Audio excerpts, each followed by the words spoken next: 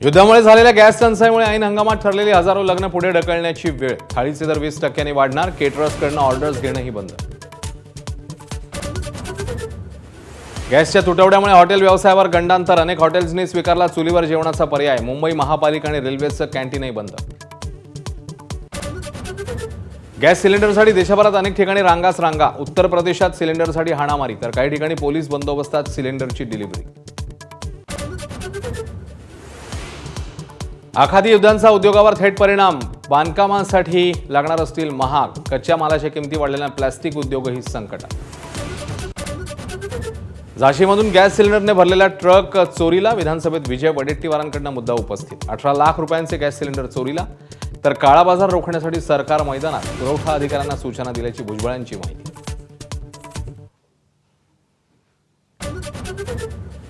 पुढच्या 2 वर्षात यूएई आणि सिंगापूरलाही महाराष्ट्र मागे टाकणार। अर्थसंकल्पावरील चर्चेदरम्यानच्या भाषणात मुख्यमंत्री फडणवीसांनी व्यक्त केला विश्वास। देशाच्या जीडीपीमध्ये महाराष्ट्राचा वाटा 14.3% असल्याची माहिती। केरळच्या दौऱ्यावर असलेल्या पंतप्रधान मोदींचा काँग्रेसवर हल्लाबोल। जगात युद्धसदृश परिस्थितीत काँग्रेस राजकारण करत असल्याची मोदींची टीका। संसदेमध्ये अजित पवारांच्या अपघातावर अरविंद सावंतांना बोलू दिलं नाही। कितीही अडथळे आणले तरी दोषींना कुणीही वाचवू शकत नाही। ट्विट करत रोहित पवारांचा आरोप।